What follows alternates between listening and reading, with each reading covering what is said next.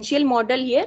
So the sequential class basically indicates that a network will be feed forward and layers will be added sequentially, that is one on top of the other. And for the layers, we will be using the flatten layer and the dense layer. So the flatten layer is basically used to reshape the input size. We will see that when we will build our model. And dense is basically the implementation of our connected layers. When dense is basically the implementation of our fully connected layers. Now, when we train our model, we will need a particular optimizer. So here we are using the stochastic gradient descent optimizer for that purpose. And the data set, we are using the MNIST data set. So we are importing that data set here. So then we load this MNIST data set using mnist.load_data. So this data set has basically 60,000 training data and 10,000 test data. So this is one particular plot of the MNIST data. So we can see here that the color map is from 0 to 255. So now we further normalize it in the range of 0 to 1. So for that we divide the entire TrainX and TextX by 255. So why we are doing basically this normalization is because this basically helps us in the speed of learning, and it further leads to faster convergence. So we can see that our data is now in the range of 0 to 1. Now, as I already mentioned about label binarizer, so here this code block, basically what it does is this performs the process of one hot encoding the input integer labels as vector labels for both the training and the testing set. Now we will define our network architecture. So our network is basically a feed-forward architecture. So by using sequential, this means that our layers will be stacked on top of each other with the output of the previous layer feeding into the next layer. So now we can see that we have this flatten over here. Now for the MNIST data set, we had the size of the images as 28 by 28. Now what this flatten will do is, since for a standard neural network, we want this to become 784. So this 784, that is 28 into 28. So this flatten will reshape the two-dimensional array to a one-dimensional array. Then this is a first fully connected. This one is a first fully connected layer. Here we learn 256 weights, and the activation function which we are using is the sigmoid activation function. So this is a model.add is a way to add a layer in our network architecture. Next, again, we add a second fully connected layer in which we have 128 weights to learn, and the activation function we use is sigmoid. Then finally, we can see that model.add dense of 10. So here, this is a final fully connected layer wherein we will learn 10 weights corresponding to the outputs of our MNIST data set. So MNIST data set has target labels in the range of 0 to 9. So that is why 10 weights. And the activation function which we are using here is softmax. So we use this softmax activation function to obtain the normalized class probabilities for each prediction. Then we come to the training our network. So before training the network, we need to compile the model so as to set its what we will be setting as its loss function, what optimizer we will use. So here we are using the stochastic gradient optimizer. So this 0.01 is basically the learning rate of the stochastic gradient optimizer, stochastic gradient descent optimizer. And the loss we are using here is the categorical cross entropy loss.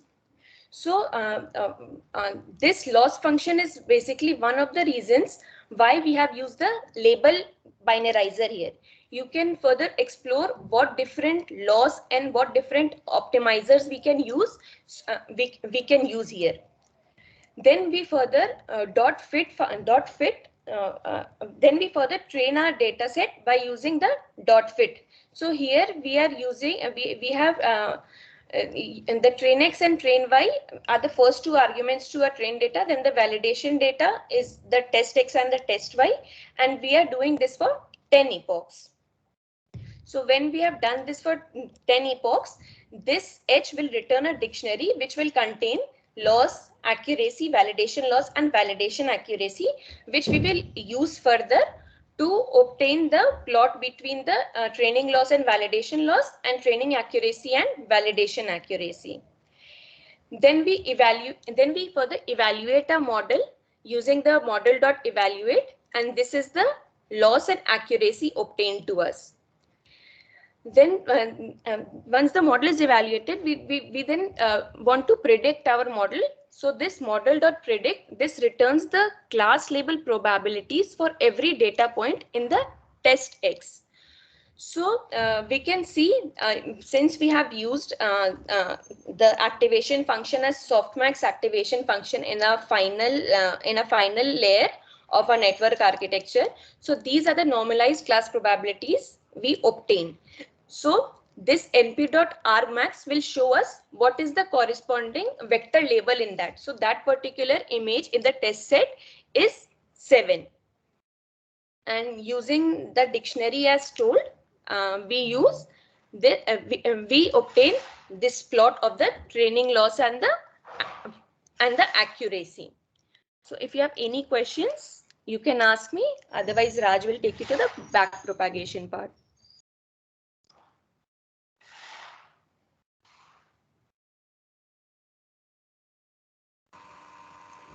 Ma'am? Yes. Can you explain what does an epoch mean?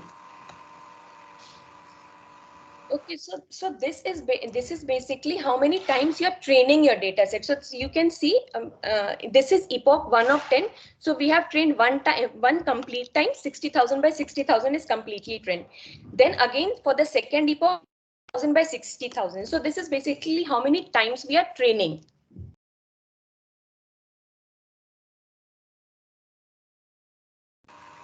Yes, ma'am.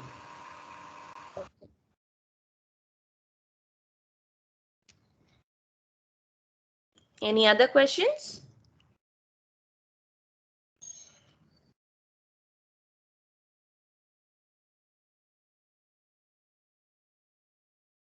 One thing that you have to take care of is the activation function and the loss function you use, because for particular activation functions, some loss functions cannot be used. Suppose, for example, I have used the categorical cross entropy loss here.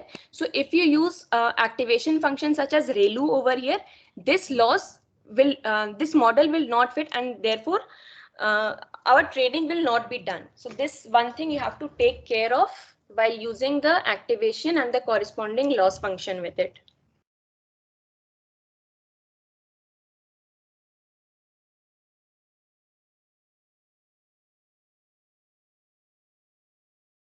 Okay, that was all from my side. I think Raj, you can take over.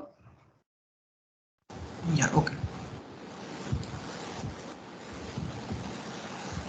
So is my screen visible?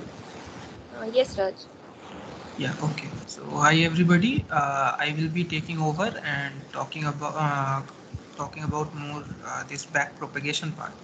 So let me first come to the tensor basics. To basically, these are a few of the initializations and mathematical operations, etc., which you can refer to later. So in the very first lab, we talked about different types of data in Python and how you can initialize and operate on them.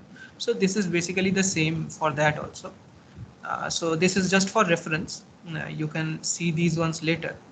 Now regarding these tensors, as you already know, so what a tensor is basically, say for example, first we can have some kind of a number, right? So a single number is called a scalar. Then we can have a sequence of numbers, so multiple numbers in an array, which is called a vector. So it's a one-dimensional array, right? And then we can have another dimension. So like we can have a grid of numbers in 2 dimensions, which is called a matrix. Now what a tensor is, basically generalizing this idea. So a scalar can be talked as one-dimensional tensor, vector can be talked as a 2-dimensional tensor, and the matrix can be talked as a 3-dimensional tensors, and tensors can be other dimensional as well, 4-dimensional, 5-dimensional, etc. So now coming to the back propagation part. So basically feed forward network is already taken care of by Anjali. I will be continuing the discussion. So first of all, we import specific libraries. So from TensorFlow import Keras, from TensorFlow.keras import layers, and from TensorFlow.keras.datasets import MNIST. So this is the same dataset that was just used. So as you might know that this MNIST dataset has 60,000 handwritten digits. So what we are doing is that we are first this MNIST dataset is divided into 4 different parts. So one part is X-train, another one is Y-train, then X-test and Y-test. So basically this X-train and X-test will contain the samples in the training set and testing set respectively with respect to only the images, and their labels, whether it is a 1 or 2 or 3 or whatever, the number will be stored in this Y-train and Y-test. Okay, so here we are like splitting the data set into training and testing part and in the input and output values, right? So after that, if we see the shape of X train, so the size of X, we will see this. So 60,000, 28, 28. So each image is 28 cross 28 pixels, and we have 60,000 such images in the training set. Okay. Now in feed forward, what we did previously was to flatten it. So basically here we will do the same thing, but in the dataset itself. So X-train is equals to X-train dot reshape -1 and 120. I'm sorry, 28 into 28, which is 784. So by this -1, we define that we need 28 cross 28, so 784 numbers in the dimension of 1. So dimension of 0 should be adjusted according to that. Okay. And then we are converting it to float 32. So basically they are float 64. We are converting it to float 32 for computational efficiency, but you don't necessarily require to do that. And then we are dividing by 255 because these values will range from 0 to 255. And so we divided by 255 to get the values in the range of 0 to 1. So basically you can ignore this part as of now. So we do this for X-train and X-test both, and after that we can print X again. And for X-train, we see that now its shape is 60,000 samples with 784 values. So it is converted from a 2-dimensional matrix or 2-dimensional image to a 1-dimensional image. So basically each a row is being like flattened out into a single row, right? And then we have Y. So we are not transforming Y in any way. So basically Y is just 60,000 and it has just one number in the dimension 1. So it's not shown here. So this is our data. After that, first let's define our first model, which is the fully connected model. So we write model equals to keras.sequential, and then we add these layers. So basically this is the first layer, which is the input layer, which has 784 pixel values, which will be the input. Okay. Now this input layer is not necessary to write, but we are writing because we want to print the summary of this model before this model compilation or model fit evaluate is done. So if you try to print summary model before this, then you have to use this statement. Other than that, for training, it's not necessarily required. But anyway, so we have an input. After that, we will have our dense layer. So this will be our first hidden layer with 512 nodes or neurons. And then we will have another hidden layer which will have 256 neurons. And then we will have the output layer, the last one, which has 10 neurons. Okay. So yeah, so after that, this activation. So the first hidden layer will have the activation of ReLU. The second one will have the activation of ReLU. And for the third one, we are having an activation of softmax. So basically, as you know that ReLU is not limited to, like, its lowest value is 0, but it's not limited to any highest value. So it can go anywhere up to minus, I mean, up to infinity, right? And what we do in this softmax is basically we will have 10 output neurons, so 10 different numbers in the output, and this softmax will convert it into kind of sort of a one hot encoding, you can say. So the number which has the maximum magnitude will have will be close to 1, and the other ones will be close to 0. So which is what we want. We just want our model to predict one number, not multiple numbers, right? Okay, and then this function will return this model. So after that, I write model equals to my model fully connected. So basically, in this variable, this model is defined, and then we can print the summary of this model. So if we print this summary, this is what will come out. So here you can see that we have 3 layers: first layer, second layer, and third layer, and we have neurons in each layer and also the parameters that each layer has.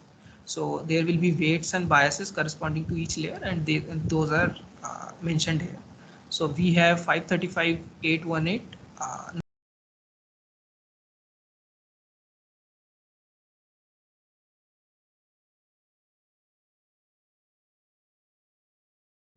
Raj, you're muted.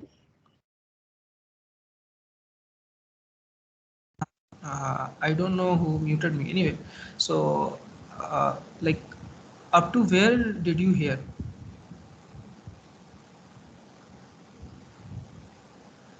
You were telling So I about the. request the students, please do not mute or change anything, please. So I forgot to change, make everybody attend this. Sorry for that. I'm doing right now. Please do not do this. Yeah, Raj, please continue. Yeah, so could anyone kindly tell me where, up to where you have listened? Yes, you were Maybe telling Anjali. about model.summary. Okay, so model.summary. So basically, when I write model.summary, it will have this printed. So we had 3 different layers. So those 3 different layers are printed here with the neurons in each layer, and also the number of weights and biases. So basically, this parameter means the number of weights and number of biases. So in total, we have 535, 818 number of parameters. So these are all trainable parameters, which is a huge number. Now, another thing you will see that I have also specified a name. So first layer, second layer, third layer. So they are named according to that: first layer, second layer, third layer. If I don't specify anything, that then this TensorFlow will take care of the naming, and it will put some name, whatever it sees fit. So we can also specify a name for that. Okay. So summary is done. After that, we also define what will be the back propagation properties. So what will be the loss? So here I am specifying the loss to be sparse categorical cross entropy. So Anjali has used categorical cross entropy as well. And so here I haven't used any arguments, but later on I will be using some arguments. You will see in the later examples. So basically, we don't have to care about this from logits equals to false, because it is the default value. If in the other examples, I will be discussing about what is this from logits. Okay. So here I'm first specifying the loss, and then I'm specifying the optimizer that has to be used. So I think Anjali used SGD, stochastic gradient descent. I will be using Adam. So I'm specifying keras.optimizers.adam, and then we have to pass a learning rate, which I am specifying as 0.001. So what this learning rate does is it specifies at what speed the training will happen. So like if I have a large value of this learning rate, then the training will be faster, but then like it will be difficult for the model to find a good kind of place where the loss will be minimum. So it will be difficult for it to find a proper solution from these like inputs to output, because say for example you can imagine that I am skating on a board on a U-shaped this landscape. So if I have high speed, then I will start from upper part and go on to the other upper part. I will not be able to like go to this down part and stay there, right? So a learning rate high is good because it is faster, but problem is that it can't go like in the minima region as such. And if you put this too low, then like the training will be very slow. So you have to optimize according to that. So this learning rate you have to specify manually. And then I'm also specifying that I will be using accuracy matrix as well. So after that, I fit the model with this training data, so X train, Y train, and after that I will evaluate the data. Okay. Now here you will see that this is the training part, where we will see that after each epoch, I will tell you what epoch is and other things, but for each epoch, we will see the loss, whichever was this sparse categorical entropy, cross entropy loss, and the accuracy. So you can see that after each epoch, the accuracy is getting improving. The accuracy is improving, which means that the model is learning. And then we have this part where the other testing data is like tested upon. So this model uses the test data in order to evaluate itself. So you can see that the training accuracy is very good, which is 98%, and then the testing accuracy is also good, which is 97%. Now, yeah, so some more things about this model.fit. So we are fitting the model, but what is this batch size? So basically, before you were seeing that in epoch, this number was 60,000 out of 60,000.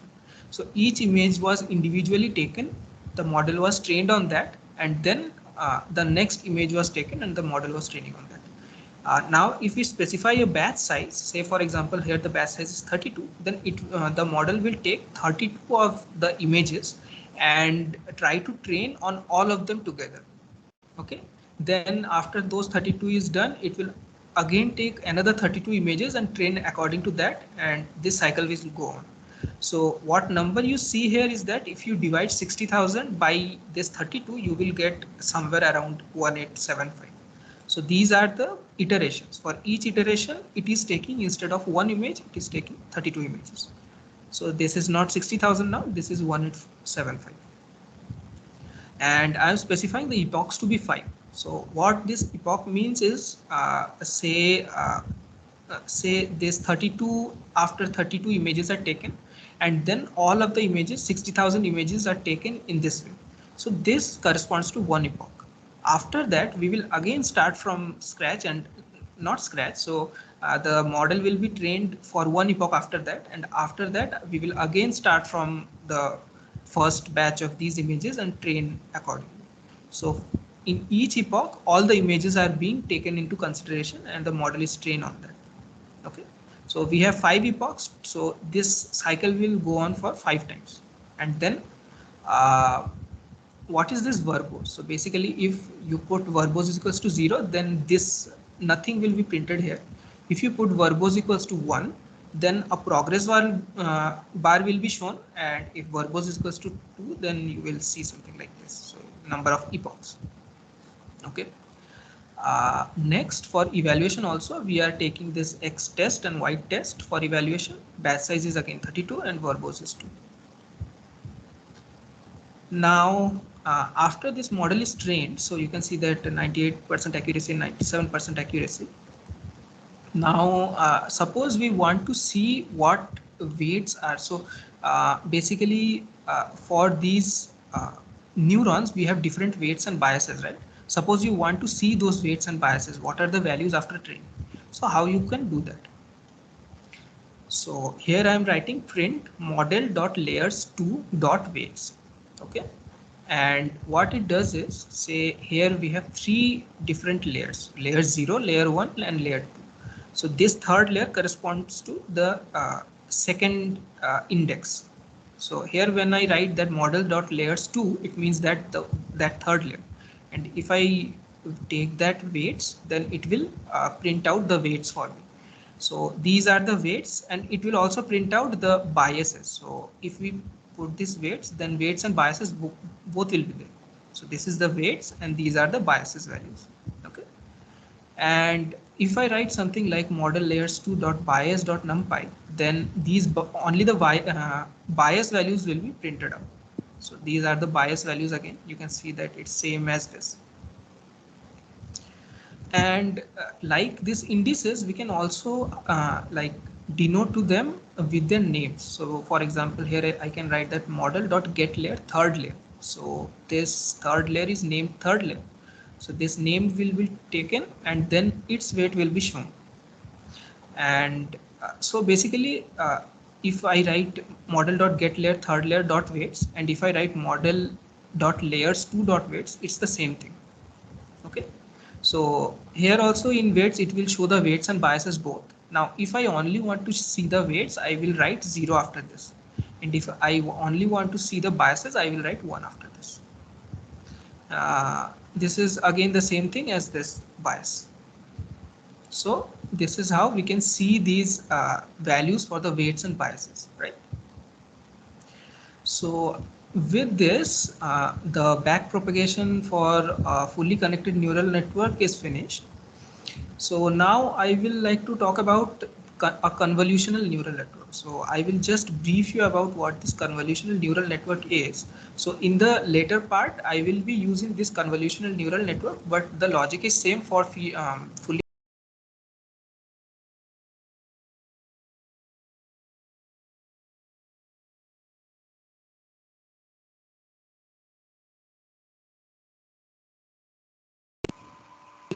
Sorry, Yeah, someone has muted me again. Anyway, so yeah, so you can see that the images are 28 cross 28. So in input layer, we had 784 these input nodes, right? And then we had 512, 256, 10 nodes. So the number of parameters.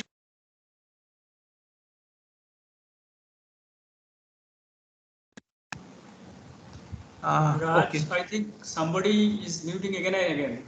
Yes, sir. So I'm not very sure because I have some connectivity issue. So I wasn't able to change to MS Team, the permissions and all. So for the timing, at least I request the students, please do not do this. Yeah, okay, so I will continue then. So yeah, so for the images, we have 28 cross 28 size images, right? But the problem is that this is a very small image. In real life, we can have very large images like 1024 into 1024. In that case, you can imagine how many input nodes there will be and how many other nodes, so how many parameters there will be, right? So each input node will be connected to the next hidden layer. So the number of parameters needed will be massive. So in order to like help ourselves with larger image sizes, these convolutional neural networks are being used. So basically what happens in this is, say in a fully connected neural network, you have input nodes, then hidden layers, then output layer, right? So each one is connected to each one of these nodes, something like this, and this keeps on happening, and after that we have an output node. So in CNN, what happens is, suppose this is your input image. So instead of connecting all the input nodes to a hidden layer nodes, what we will do is we will specify certain entities, and those entities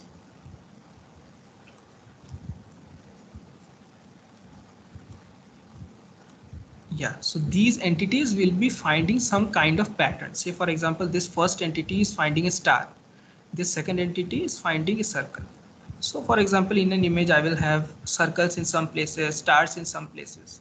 So these entities will be scrolling through this area. So they will go left to right from here, and then they will go bottom and then again left to right. So they will continue to go like scroll through the entire image and find where these specific features are. Say for example, this entity will search for this star and this entity will search for this circle.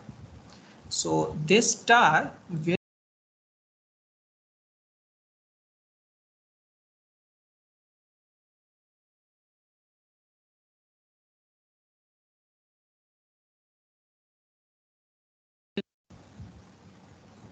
Yeah, so this star will tell us where the star position are. Say for example, star is somewhere here, and this circle thing will tell us that we have two circles somewhere here and somewhere here. So instead of these hidden layer neuron values, we will have these feature maps corresponding to these specific entities. Now these entities are called kernels. Okay. So this is the logic of CNN. So it is not necessarily required to connect each input neuron to each hidden layer, or each hidden layer 1 neuron to each hidden layer 2 neuron, and so on. So this enables us to store the values, so the number of parameters becomes quite less, but the accuracy is still good. So we go with that. Like it's realistic. The fully connected for large image is unrealistic, right? Yeah. So this is the basic logic of convolutional neural network. So for this, we will use another data set which is called Cipher10. So Cipher10 also has like in handwritten digits. We were having 10 different categories. So from the number from 0 to 9. For in Cipher10, we have 10 different entities. So it can be cats, it can be dogs, it can be ships, it can be aeroplanes, and so on. So 10 different groups, and the images will be RGB instead of black and white images which were there in the previous case. Here the images will be RGB, so they will be color images, and then the model has to detect those like what is there in that image, say for example dog, cat, etc. So the size of these images are 32 cross 32, and they have 3 channels. So instead of 784 neurons that we had in the previous case, we will have 32 into 32 into 3 neurons. So it's the image is very small, but still the like input nodes are very high, right? So that's why we are using convolutional neural network. So we go the same way. So xtrain ytrain is equals and xtest ytest is equals to Cipher10 dot load data. So we have loaded the data. After that, we convert into this values xtrain and xtest. So one thing you will see that xtrain is not flattened out. So for fully connected network, we have to have only one row. So yeah, in convolutional neural network, the image can be in the form of 2D image only. So as I showed you here, so there is no problem with having an image where this kernel entities will scroll through them. Okay. So I will define my model in the same way here also. So model equals to chaos.sequential, and then we will first have an input layer, and then we will have a convolutional 2D. So this is the number of kernels or the number of entities.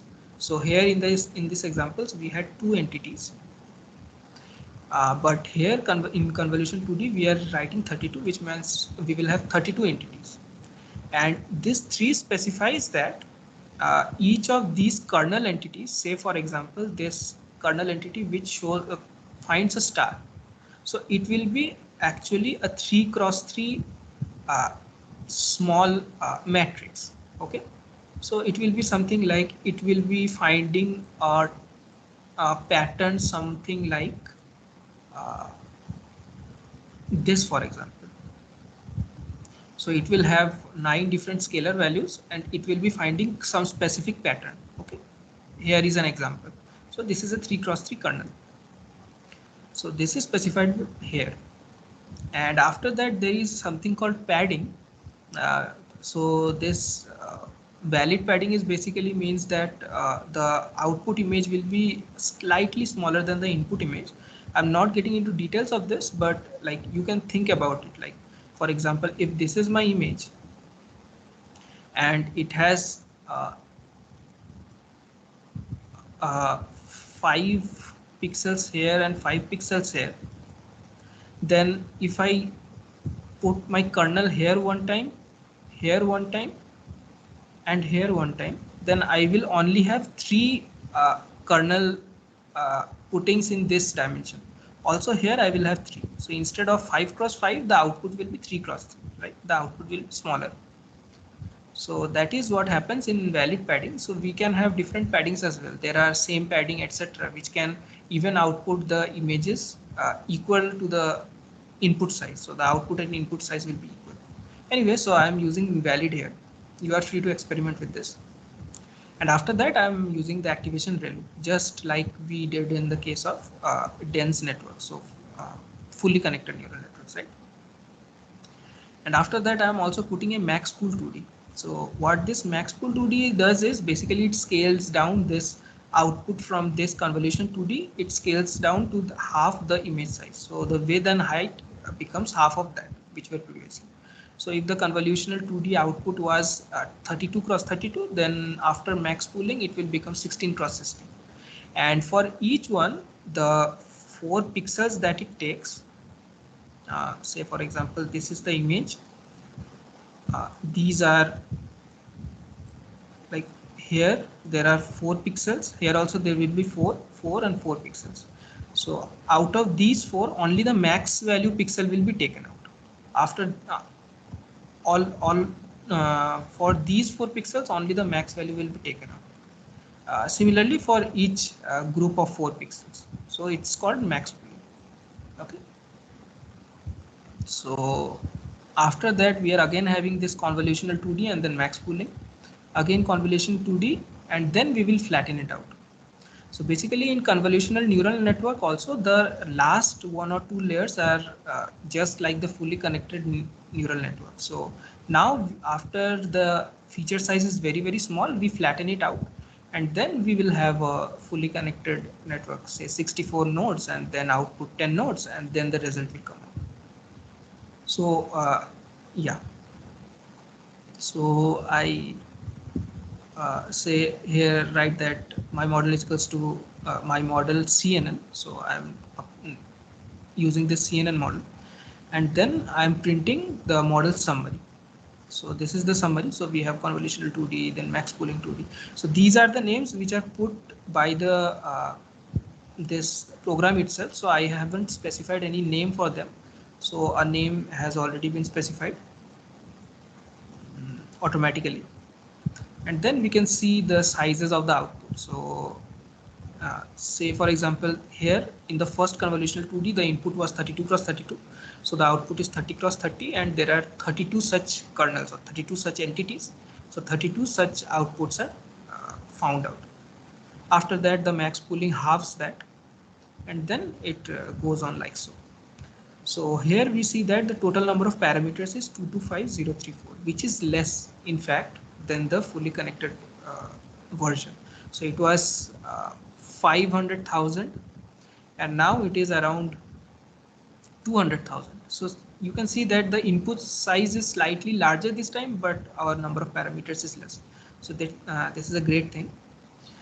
So after that, similarly, we just specify the loss, optimizer, metrics, etc. So these values are just the same, just I have changed the batch size to 64 instead of 32. So after training for a few epochs, we can see that this is the training accuracy and this is the testing accuracy. So the training accuracy is around 64% and the testing accuracy is around 64% as well. So like we will have to train it for more epochs in order to get a good result. So in order to get 80% or 90% results, we will have to train it for a lot of epochs. Okay. So up to this point, does anybody have any question?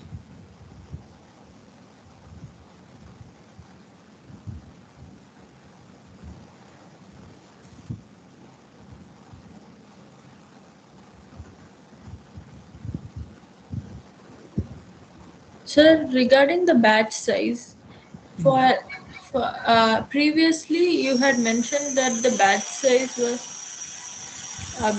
is 32. So in each epoch, how does it work? How do different batches get processed? How do different batches? Sorry, what did you say? How the different batches? So there is this 1875 out of 1875, right? Yeah, So in each one of those 1875s, one whole batch gets processed. How can you explain that part again? yeah, sure. So for training images, we have 60,000 images, and for out of these 60,000 images, in one iteration, 32 of those images are taken. Okay. So in that case, we can calculate how many iterations will be there. So in each iteration, there are 32 images. So in all, it will take 1875 iterations to get all the images. So if you divide 60,000 by 32, you will get around this number. So 1874 point something, which is close to 1875. Okay. So in the last batch, it's not necessary that we will have all like 32 images, but whatever will be remaining, which may be less than 32, that all images will be taken, and then one epoch will be completed. And after that, the next epoch will be done in similar way. So, did you understand? So here also all the 60,000 images get processed in each epoch. Yes, exactly. You can think something like, first of all, these multiple images are taken and then the loss function is calculated. Instead of one image, it is calculated on all of these. So it kinds of like makes it easy for the model to be trained, because each image will have some sort of uh, like difference with respect to the other images. So instead of training for those features which are specific to one image, we try to generalize it more to the more number of images, right? And also it's more efficient for these models to train in this way. So if you have GPU acceleration, this batch size, the more batch size you have, the more memory will be taken, but the faster the training will be, because you will have multiple images taken in the same time. So there are multiple advantages to using these batch sizes. So in fact, if you reduce this batch size, you can see that the accuracy will be different. So the accuracy might get a bit less in that case. Okay. So is it clear? Yes, sir. Okay, great. So anybody has any other questions?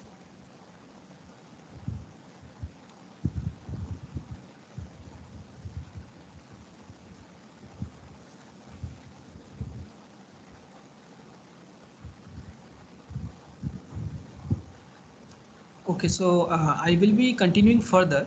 So in case of convolutional network, why we used a convolutional neural network instead of a fully connected neural network? The reason is that when the image sizes are large, then fully connected neural network can't handle all the parameters, like the parameters will be huge. So we need convolutional neural networks. But now in convolutional neural networks, we see some problems, which are that after 5 epochs, we are not getting a good accuracy. So basically it has to be run for a large number of epochs. So it would be better if they could be trained in less number of epochs. So if the training was faster, that will be very, very good, right? So one thing is that you can increase this learning rate. So here I have used a learning rate of 0.0003. You can increase that, but then like it will start jumping around this loss function, what we can say, this landscape. So basically you will not be getting accuracy, like most accuracy. Okay. So there is something called batch normalization that we can do. So say for example, if we have an input where the player's height and player's age is taken and the output is whether he or she is fit for basketball. then the age can go from, like, say for example 16 to 60 or something, and the height can only be in meters. It is somewhere from like up to 1.5 meters or 2 meters, right? So in that case, if you see the losses or the landscapes, it will be very like difficult to reduce this loss function. But in batch normalization, what happens is, say the two features that I gave you an example of, so you can try something like getting the mean and standard deviation and like normalizing the values according to that. So in that case, like the heights and the ages will be kind of like look the same weightage. Yeah. So we can do that in the input layer, but in batch normalization, we can do that specific thing in each like intermediate layer. Say for example, instead of just calculating the mean and standard deviation and like controlling this input layer, we will have batch normalization applied at each hidden layer. So what ultimately happens is, due to this, the training happens much faster. Now, why this happens, there is a bit of an ambiguity there, like it's an active research topic.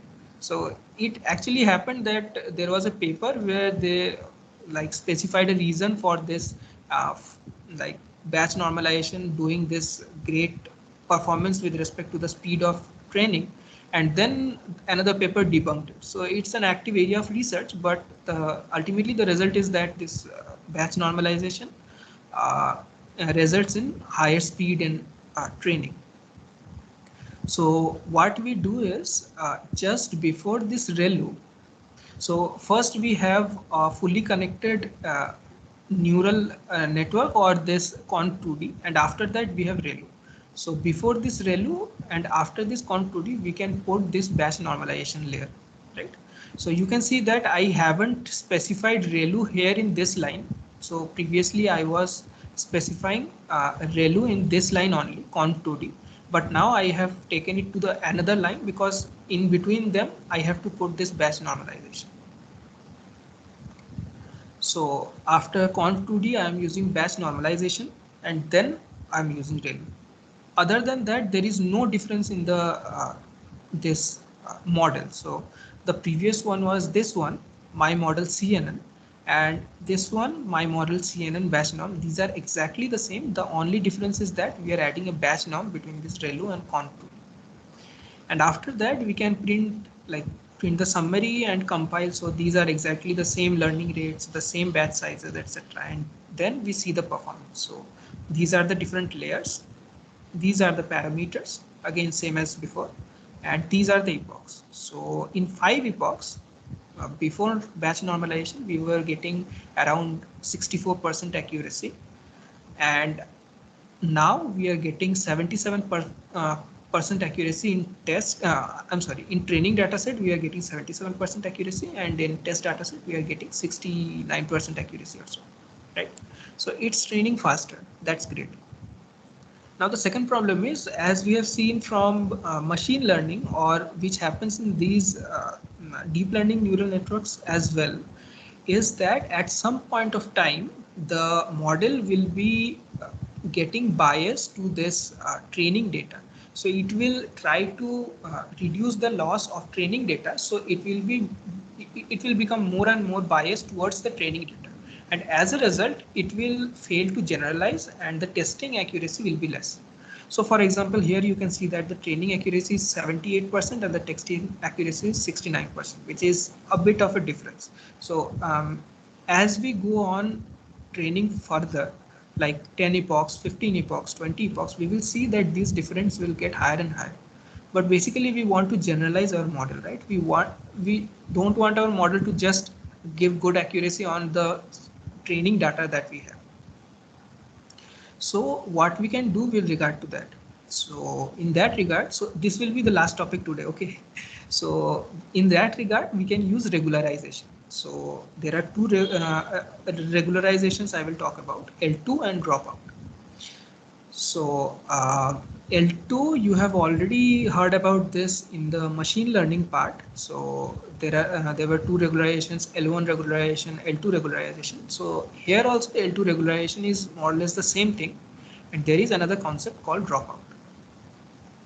Okay, so for this I will have to import another thing. So from TensorFlow.keras import regularizers, and then I will define another model. So my model CNN batch norm regularization. So it will be same as this batch norm as previous. So this my model CNN batch norm. The model will be just as same as the previous one. The only difference will be this L2 and dropout will be implemented here. Okay.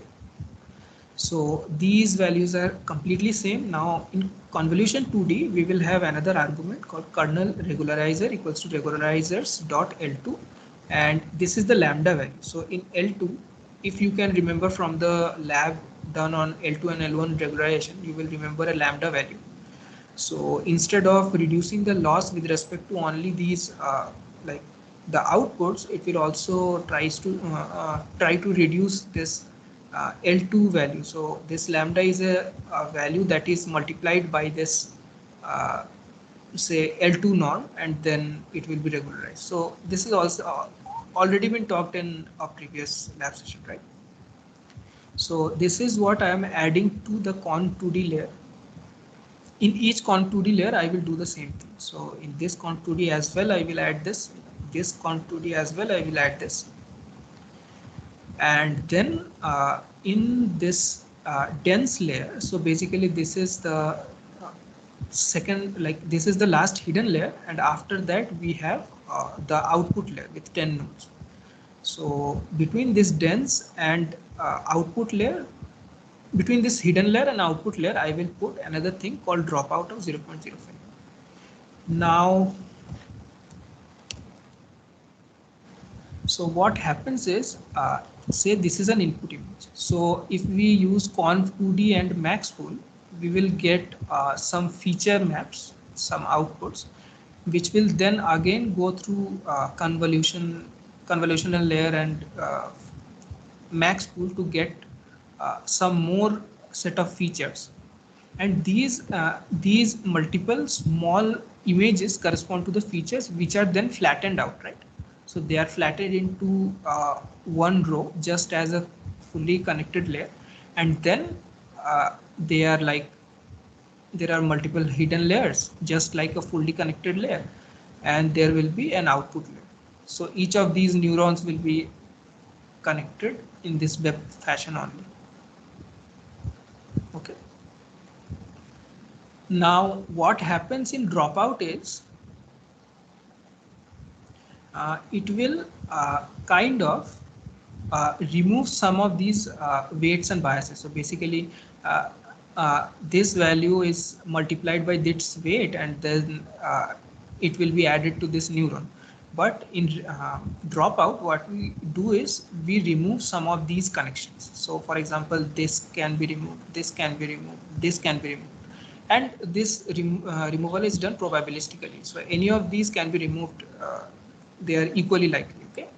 So multiple of these connections will be removed. So as a result, the generalization increases, and it is also a form of regularization. Okay. So here if I write dropout 0.5, that means that from the two layers that it is in between, it will remove 0.5% or 50% of the connections, and other 50% will be still there. And after when the training happens again, then like probabilistically some other 50%, or they might be removed again also. So for each training part or training cycle, these will be removed. Okay, so 50% of the connections will be removed. So this is what dropout is. And then we have dense. So basically what is the difference? We have a dropout layer, and we have kernel regularization, which is L2 regularizer. And then we can like train it just the same way as before. And so this is the summary. And then again, the number of parameters is the same. So this is so after say 5 epochs. So if I train this for 5 epochs, now you will see that the accuracy is not that great. So a disadvantage of these regularizations, like this regularization, is that the training of the model is slower. So instead of 5 epochs, I have to train for 25 epochs now in order to get the accuracy comparable to the previous one. So previously it was 78%. Now after 25 epochs, I get 78 or 79% accuracy. But another thing you will observe is that now in testing data, it has a 74% accuracy instead of a 68 or 69% accuracy. So it is able to generalize better. But the problem is that the number of epochs is also high. So we have to train it for more epochs. But then we have this batch normalization, which makes it easier to train it. If we were not having this batch normalization, then we will have even more number of epochs, so huge number of epochs to train. So like I could only train for 25 epochs because there is some problem with my GPU, so I had to run this notebook on my CPU, but you get the idea. So with that, my explanation is finished. So are there any questions?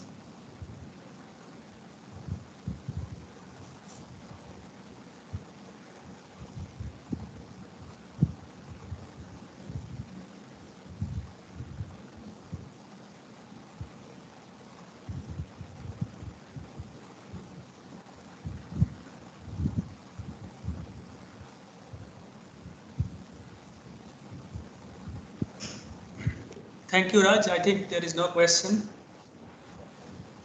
Okay, sir. Then should I stop presenting? Yes, please stop presenting. And so that's it for today's presentation. So I will be posting one assignment on the topics that we have covered today, tonight, and I will give you 10 days to submit your assignments through Moodle. Okay, if you have any question in between, you can just drop an email to me, or you can post something on the MS team, and I will try to respond.